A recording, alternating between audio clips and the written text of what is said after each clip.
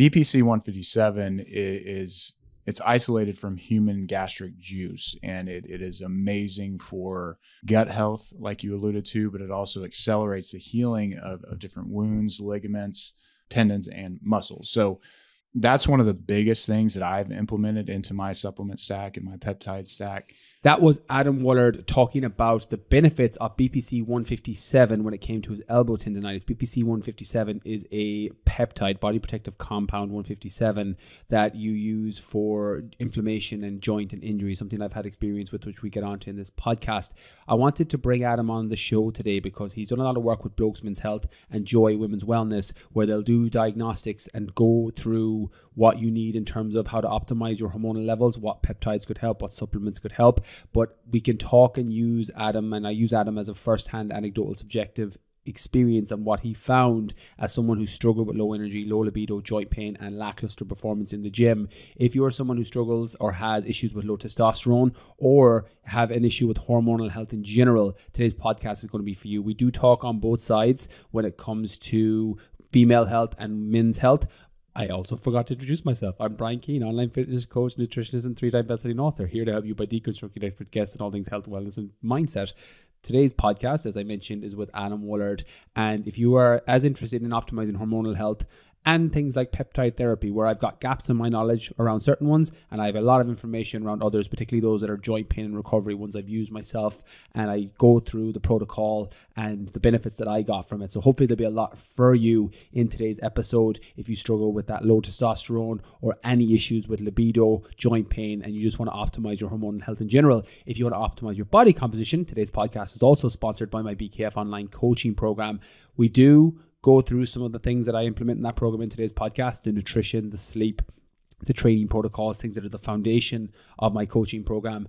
And if this is something you struggle with, I have been working with a lot more older individuals. And I say older individuals, 30, 35, 40, 45, 50, 55 over the last few years. Historically, I've normally worked with a lot of younger athletes and younger players in other programs and people who are looking to change their body composition. So this is heavily in my space at the minute to optimize hormones with men and women. So this has become a little bit more of a focus of that BKF online coaching program. I'll put the link in the description. If it's something you want to do and you think it'll be a fit for you, you can check the upcoming program. So without further ado, here is today's podcast. Adam Woolard on low testosterone, low energy, low libido, and joint pain to optimizing hormonal health and peptide therapy. Enjoy.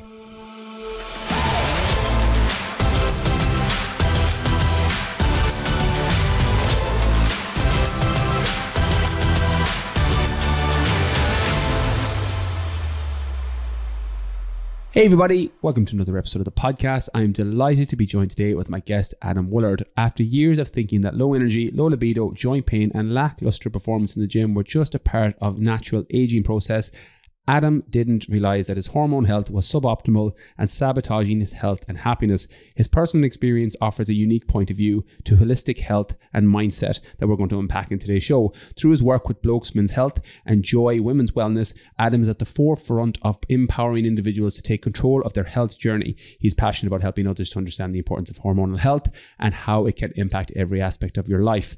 From energy levels to mood to performance, optimizing hormonal balance can lead to profound transformations and overall well-being. I'm looking forward to all things hormonal health and peptide therapy in particular in today's show. Adam, welcome to the podcast. Thanks so much for having me. Happy to be here. Adam, take us back to the years of low energy, low libido, joint pain, and lackluster performance in the gym.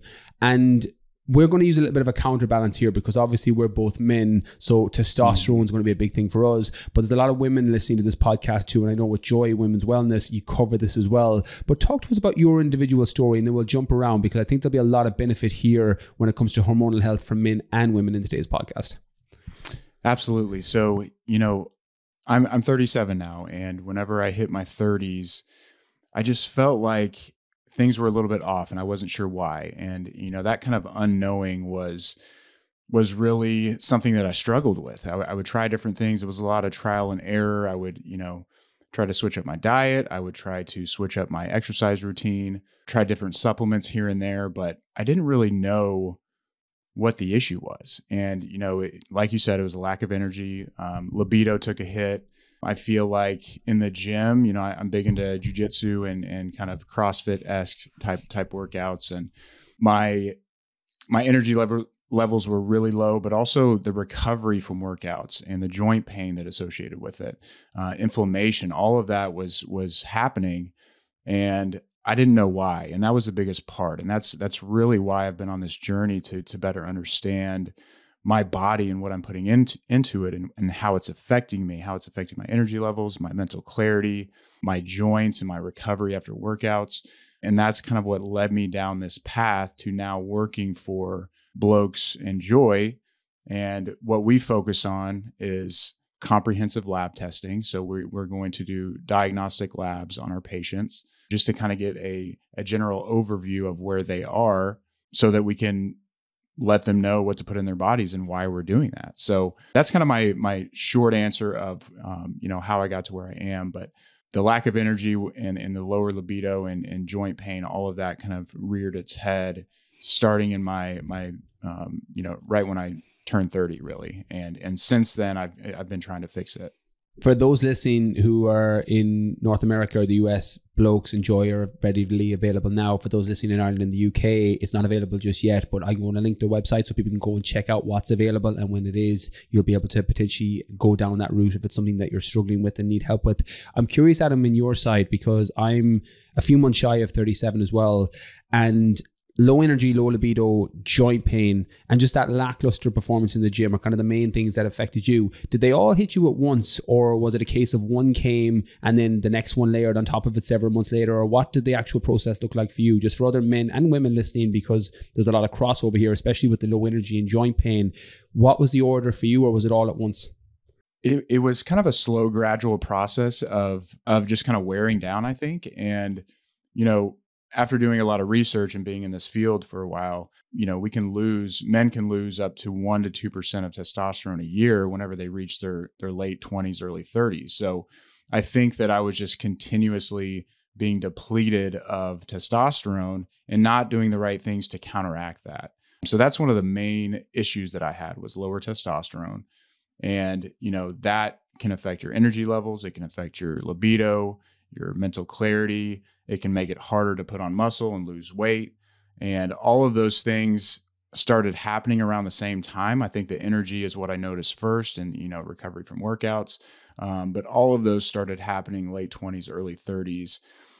When I hit 32, that's kind of when I really noticed it and started kind of going down the path of discovery. But I didn't really do anything in terms of like understanding my blood levels until this past year. And that's kind of why I'm on this journey now to help educate other people. I'm going to ask a question on the blood levels around testosterone in particular, because I think that's very useful information for a lot of men in particular to have.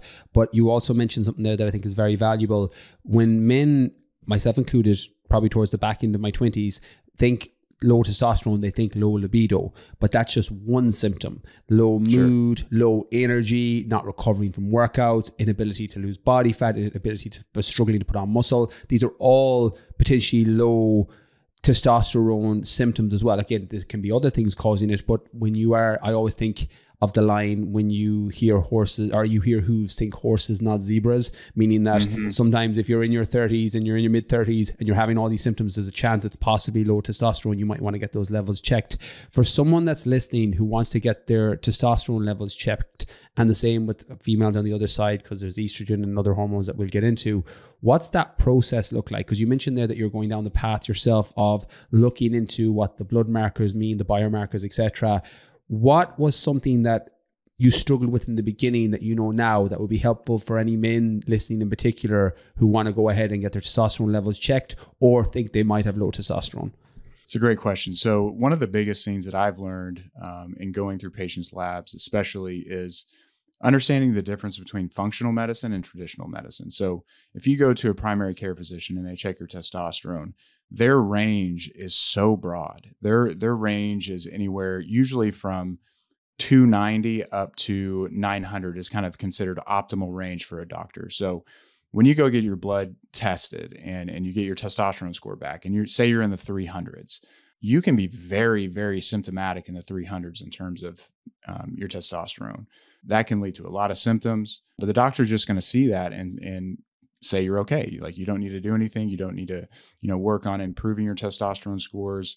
And that is such an unfortunate thing, because what we've seen at Blokes and Joy is, Blokes specifically for men, 700 to 1100 is kind of our optimal range. And when you're below that, that's when symptoms start to kind of rear their head. So it's really important to understand the difference between functional medicine and traditional medicine, but also going through all these labs with patients, I've really understood how interconnected everything is.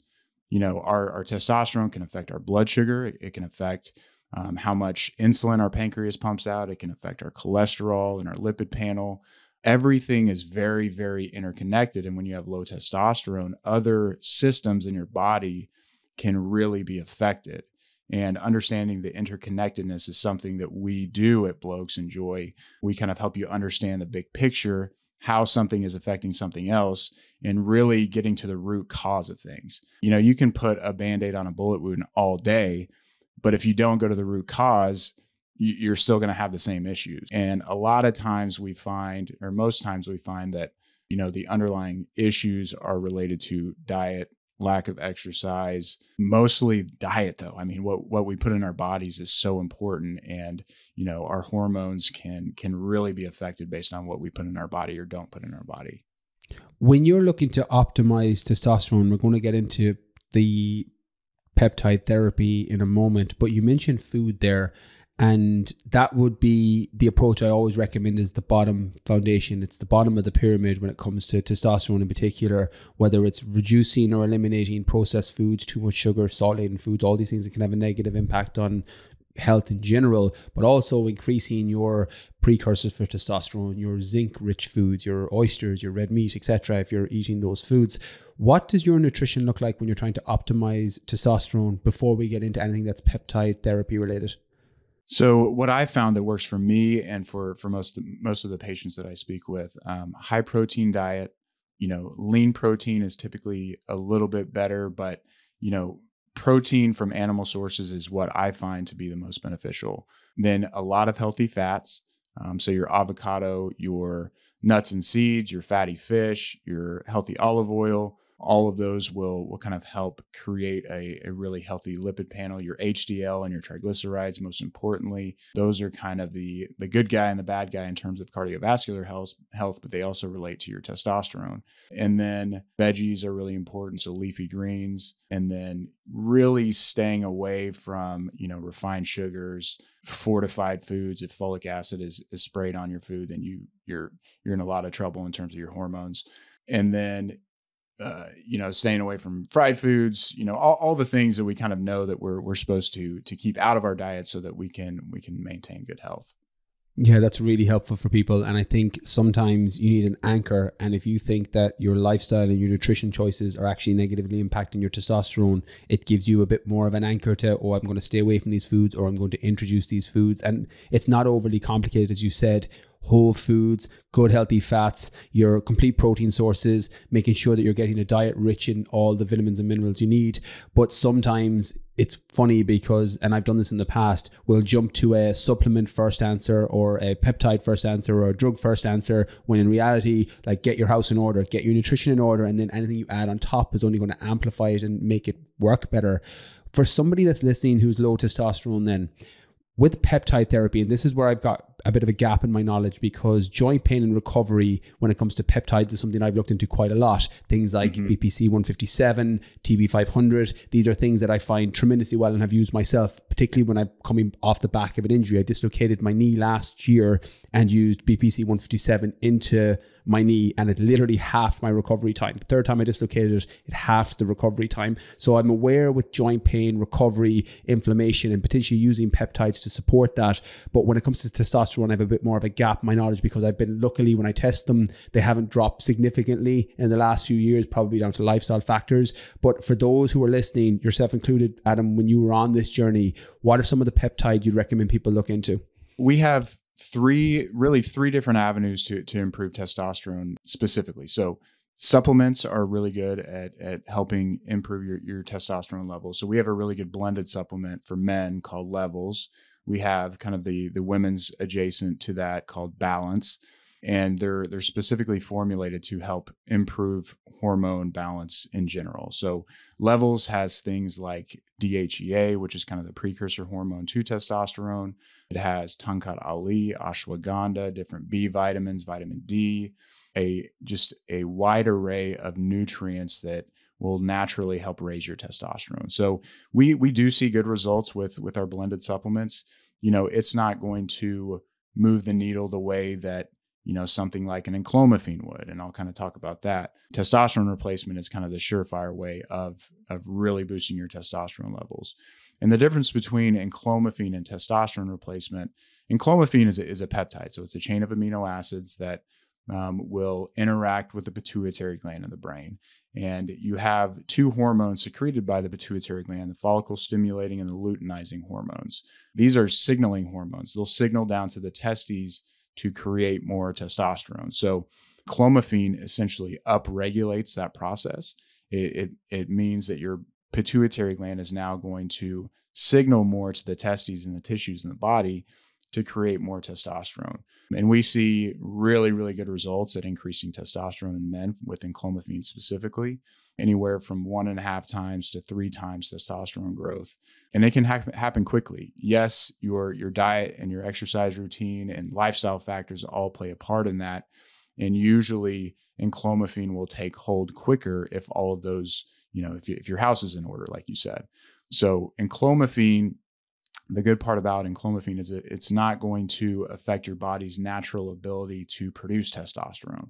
So you're upregulating that process in the brain, whereas testosterone replacement, while it is very, very effective, it does kind of turn off that process in the brain because you're getting testosterone in from an exogenous substance. So your FSH and LH are essentially going to turn off. You're not going to signal anymore because you don't have to with testosterone replacement, but it is kind of a surefire way to boost your testosterone levels. So those are kind of the 3 means to creating testosterone through us for men.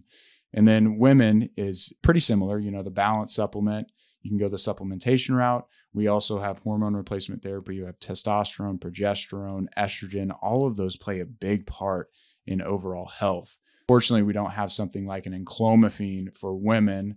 I think, the medical community is kind of working on that. But for men, enclomiphene is a really good middle ground to help maintain that process in the brain and not shut off the body's natural ability to produce testosterone. Would I be right in saying then it would be insulin syringe and it'd be subcutaneous in terms of an injectable, and then the TRT obviously would be, I'm not sure what the correct terminology is, it wouldn't be subcutaneous, it'd be intramuscular. Is that how it looks in terms of the difference? Because a lot of people, myself included, have little girl scaredy squirrel with needles and could probably manage an insulin syringe, but anything other than that, I'm literally like half fainting when I see it. Is in terms of the people giving it to themselves and looking after and monitoring it themselves, and what does the process look like if someone signs up? Obviously, the supplements are the most easy because they're oral. You take them. You've got, ashwagandha in there. You're going to have your adaptogens, so they're going to help manage stress alongside your vitamin D, as you mentioned, for hormonal health and maximizing testosterone. But the next level up is where people will have a bit of a block when it comes to not just taking a tablet. So what does that look like for both men and women in terms of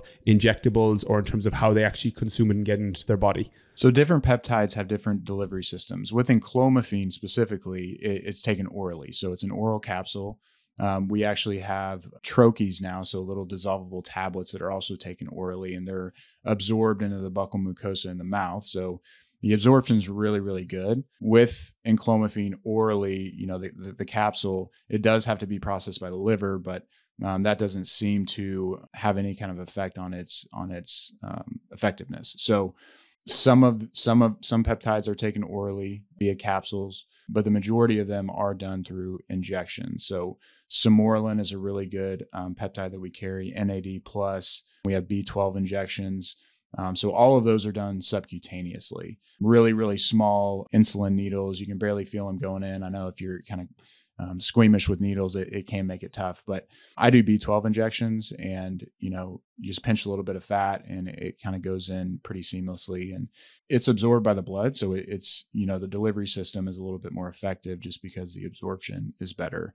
And then for females, well, let me get back to men and kind of testosterone replacement. So we have either subcutaneous injections, we have cream, and we also came out with Kaisertrex is a company who just came out with an oral testosterone. So we now have capsules for testosterone replacement. So those are kind of the modes of delivery for men. For women, we have injections, cream for testosterone. Progesterone is a pill that you would take orally. And then estrogen, we have cream or patches. So there are different delivery systems depending on the peptide or hormone, but all of them have been seen to be very, very effective. And usually it comes down to preference, how you want to take it. If you're squeamish with needles, typically people go with the cream or the oral route. Very interesting, because the delivery system I think is important, and testing it out as well, because I have used BPC 157. For anyone unfamiliar with that, it's body protective compound 157. I originally started using it when I dislocated my knee to speed up the recovery, but I have a history of gut issues and IBS, and as a secondary benefit that I wasn't aware of at the time, my IBS went away. My gut issues completely went away. And when I started to research it more, because I was looking into the actual recovery element of this to speed up, I had Dr. Kevin Stone on the podcast, who worked on Kevin Durant's knee and a lot of top athletes, and was talking about peptides and how we can halve the recovery time with the correct techniques and the correct prescriptions off the back of surgery or a bad injury. But I started to experiment with the BPC 157 tablets, and I found they didn't work at all for my stomach, ironically. But when I took it subcutaneously, even into my knee, it worked really well. So everyone probably has to test to see what's going to work best for their individual body. I want to talk about joint pain and recovery, because this is where I do have a little bit more information on, because when I hit my 30s, and I'm 36 now, 37 in December, not too far away from you, Adam. I don't think I'll ever catch you, because that's how age works. but I'm on the racetrack. But I found the biggest downfall for me was my recovery times when I hit my 30s. My ability to bounce back after workouts, joint pain, knee issues, hip issues, just from pounding and training. And I do a lot of cryotherapy. I know you're a big fan of cold therapy as well. Contrast when it comes to mixing it with heat, all the stuff you would expect to do as an athlete to recover, deep tissue every week. But I had to look into alternatives and some of the peptides to speed that up even further. Talk to us about joint pain and recovery in particular, and some of the methods you use that are outside of the scope of the peptides, because I know you're big on your recovery too. It's on your Instagram and in your highlights and all over your social. And then we'll get back into the peptides that people could potentially look into, because I think there's a lot of value here, because I had huge gaps in my knowledge when I hit my 30s around this. And I think it's important to bring that information to people. Yeah, so this is a really interesting topic. So testosterone plays a big part in joint pain and recovery, like we already kind of alluded to. In terms of peptides, BPC 157 is one of probably the most prevalent and the most popular right now. The FDA in America is kind of trying to crack down on it for reasons that we don't really have to get into. But, I think they kind of want the stronghold on the flow of funds. That's just my opinion. I'm not really sure if that's true or not. But BPC 157 it's isolated from human gastric juice, and it is amazing for gut health, like you alluded to, but it also accelerates the healing of different wounds, ligaments, tendons, and muscles. So that's one of the biggest things that I've implemented into my supplement stack and my peptide stack that has really changed things for me. I mean, I used to have really bad tendonitis in my elbows from jujitsu. I mean, people are yanking on my arms pretty much every day. So I found that, after about 2 weeks of injections of BPC 157, that pain essentially went away. I don't really have gut health issues, but it seemed like my digestion and just overall the way my stomach felt just started feeling better once I started doing these BPC injections. So that is something that I highly recommend if you can get your hands on it for anyone with gut health issues or joint pain, ligament pain, muscle aching, all that kind of stuff. With the BPC 157, and this is something that I've read mixed opinions on, so I'm curious to how it is you use it. I've used it historically for injuries. So I use it for a knee dislocation. I used it for a torn calf in November to help speed up that recovery. But it was for a duration of 4, 5, 6 weeks just to speed up the recovery. When you're taking something like BPC 157, and again, for people listening, there are places that are available. It's less strict in Ireland, the UK, the EU. You can get quite good peptides from places. In the States, you need a prescription and a physician. They're stricter, seemingly so. So people listening. But what was your cycle like in terms of, would you do it for 6 weeks, take a break? Would you only do it when you had an injury or the flare up in tendonitis? Or how were you using the BPC 157 in particular? So I started taking the capsules, and the capsules did seem to help. But whenever I hurt my elbow, so anytime you have kind of a local injury or a targeted injury, you can, in my opinion and from my patients' opinions, usually the injections are a little bit better because you can specifically inject into the problem site, reduce inflammation, and kind of start the healing process there.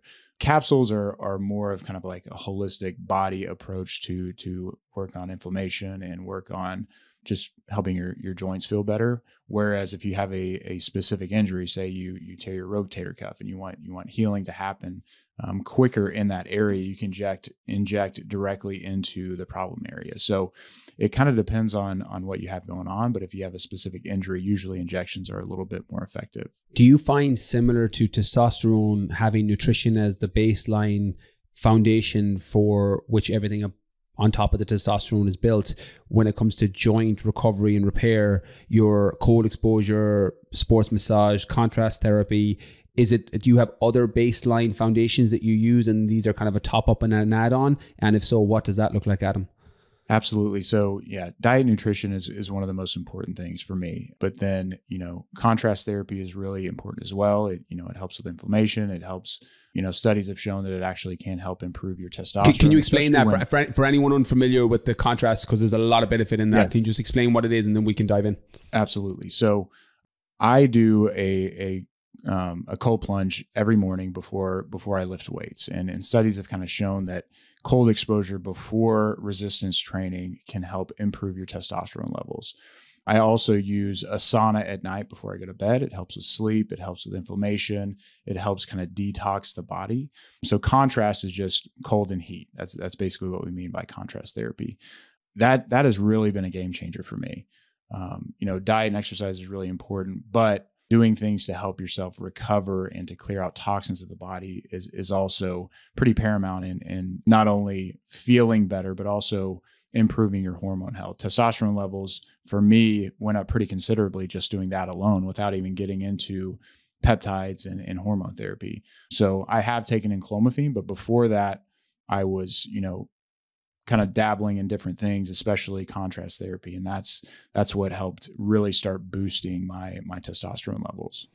With the sauna, I had found a massive side benefit with the sauna. So I started researching about BDNF, the brain-derived neurotropic factor. So I started pairing the sauna in the morning with reading books directly after in terms of retention, and the amount of stuff I was able to retain after was crazy. And there's like these little biohacks that you can do just to optimize performance and optimize things throughout the day. With sauna, were you doing steam or infrared? I know the infrared's a little bit more the toxin focused, steam's a bit more sweat based. Do you have a preference, or do you jump between the two, or which one do you use primarily? So I only have access to a traditional sauna, without having tried an infrared sauna. I can't really speak to the difference, but I have heard that traditional saunas, it seems like you just sweat more. So it seems like, in terms of feeling, like I want to feel hot in a sauna. I don't really want to cook from the inside out, which is kind of what an infrared sauna does. Not saying it's worse or better. There have been a lot of studies showing that infrared saunas are very, very beneficial. I kind of feel like when I'm going into a sauna, I want to feel like I'm hot. And infrared sauna, I've heard it kind of takes a little bit and you have to stay in there a little bit longer. I prefer a traditional sauna, but I've only tried a traditional sauna, so I can't really speak to the difference of those.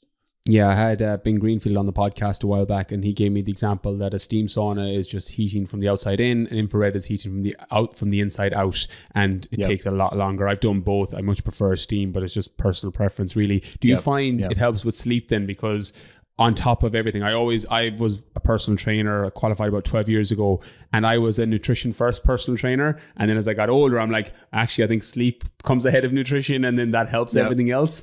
Talk to us about the importance of sleep quality, because another very underrated tool when it comes to optimizing hormonal health, whether that's testosterone or just recovery between workouts, etc., is sleep. Talk to us about the importance of that. And you mentioned sauna there being something that clearly helps that. What is something that people miss when it comes to focusing on high quality sleep?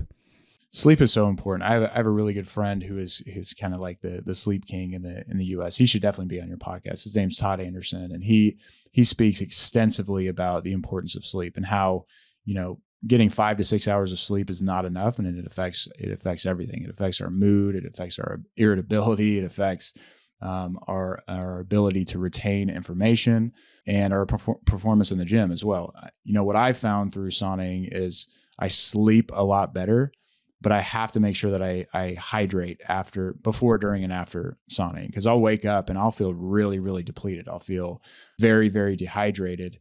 And a lot of times they can kind of dissuade people from doing it. But I found that my REM sleep is significantly better whenever I do contrast therapy, and especially sauning at night.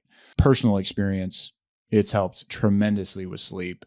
But you have to take the steps to do it in a healthy way and make sure that you're hydrating before, during, and after. What does your sleep routine look like then, in terms of the timing of the sauna, any supplements you take around it? Because people always ask about morning routines, but I'm a sleep geek. So what's your sleep routine like? So it's kind of hit or miss.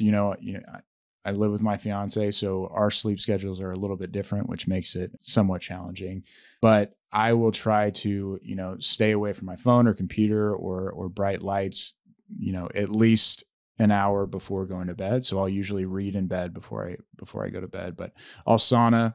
I'll usually water my plants outside, do something, to kind of move the body a little bit while hydrating. And then I'll start winding down.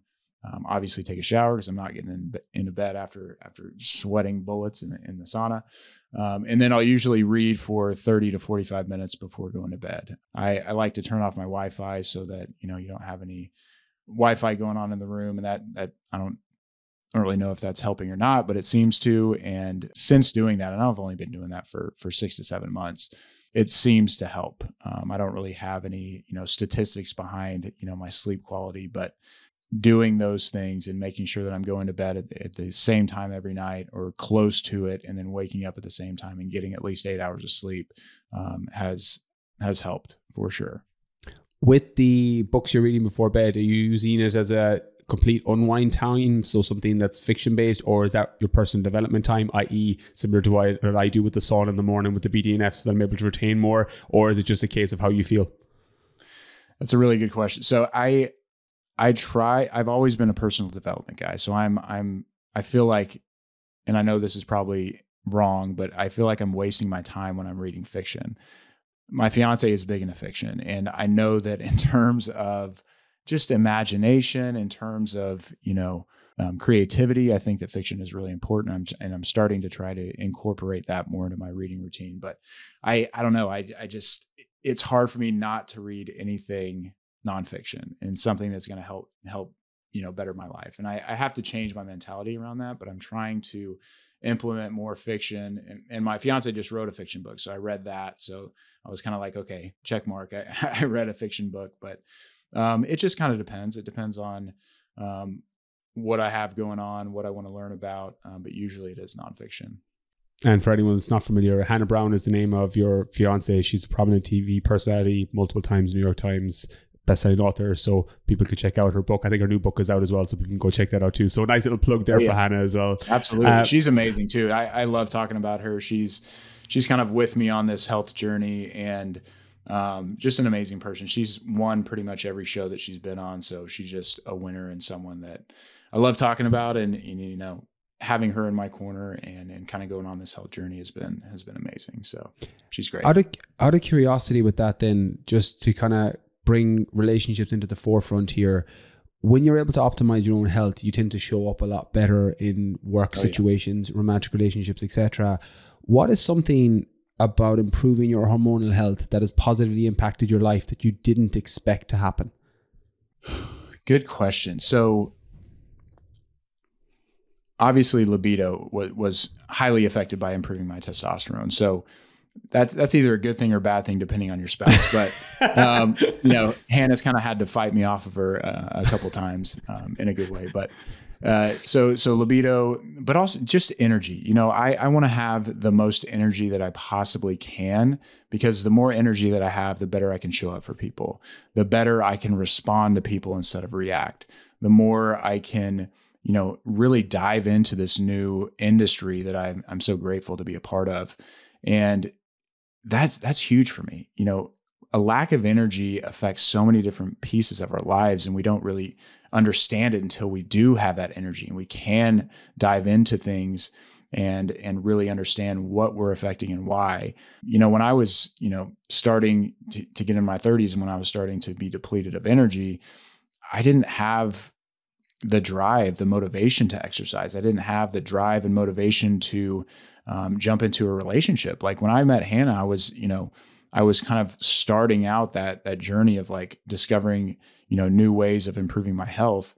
And if I wasn't going down that path, I don't think I could have had the energy to really give my all into a relationship and show up as my best self. So, energy is a really big thing. Hormonal health can affect our energy. It can affect so many different things. And, I always say you can't pour from an empty cup. Like you have to fill up your cup first before you can show up for someone else.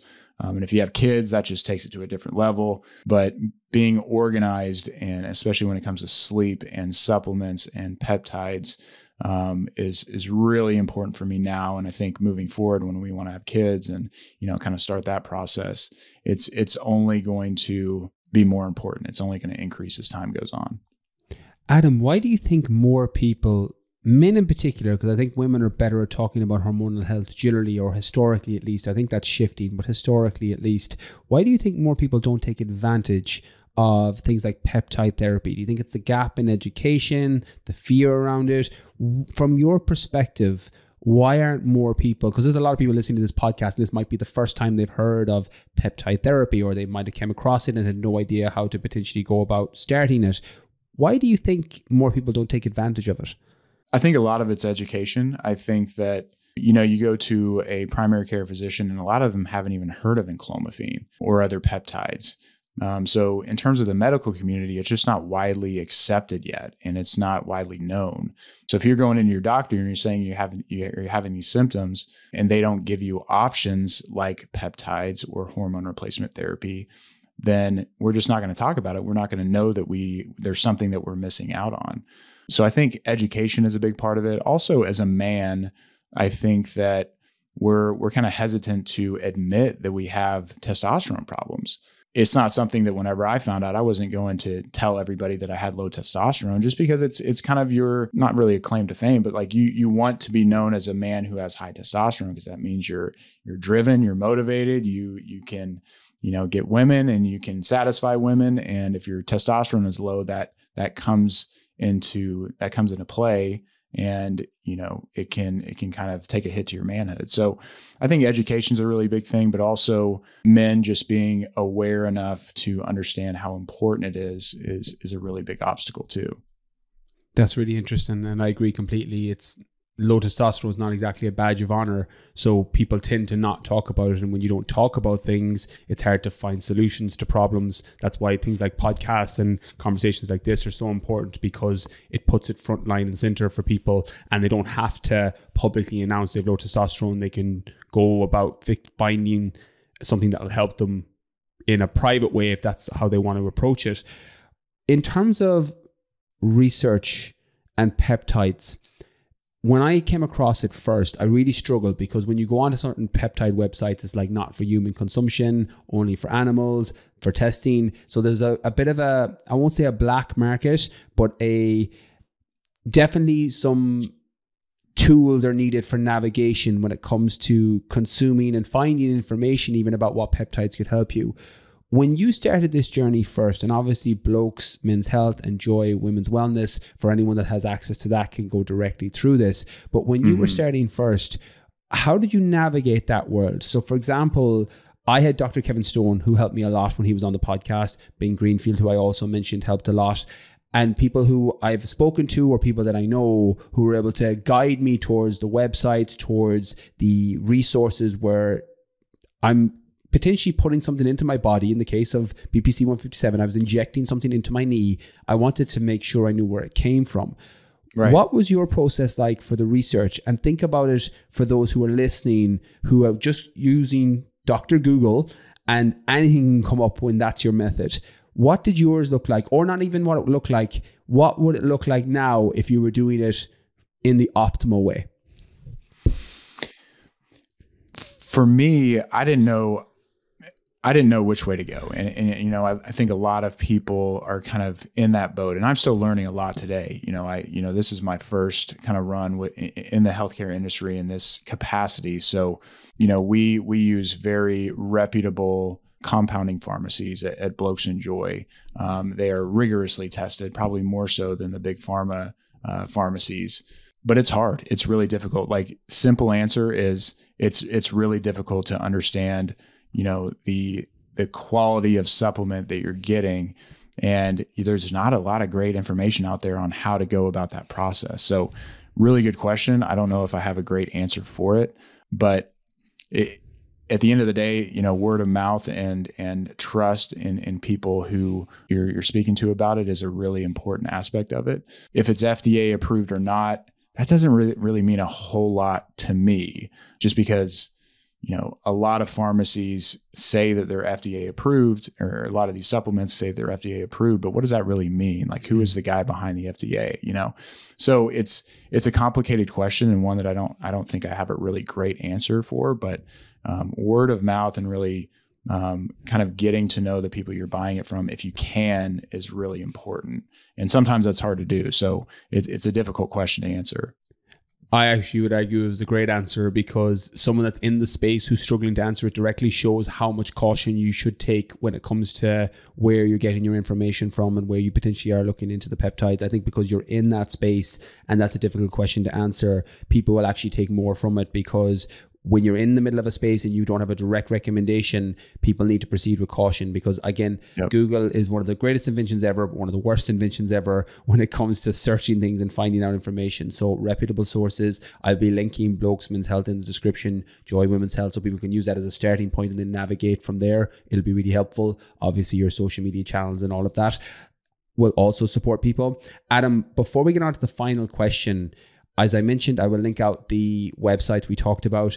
Is there anywhere you want to send people in particular? Is Instagram the best platform to reach out with you? I know you're on a lot of the different channels, but you know, you're on X with Twitter X. I don't know if we call it X, Twitter X, Twitter, Facebook. But is there anywhere in particular you want to send people before we get on to the final question? My Instagram is probably the best way to get a hold of me. You know, I have, you know, a link in my bio that takes you to all of the affiliate links that I'm associated with. So that's probably the best way for me. And then Blokes and Joy on Instagram as well, or our website. You can check out everything that we offer, blokes.co, and then joywomenswellness.co. All the information is there. And I love what we're doing. I love that, you know, we're really taking a stance against sick care and really bringing healthcare to the forefront and being proactive about people's health.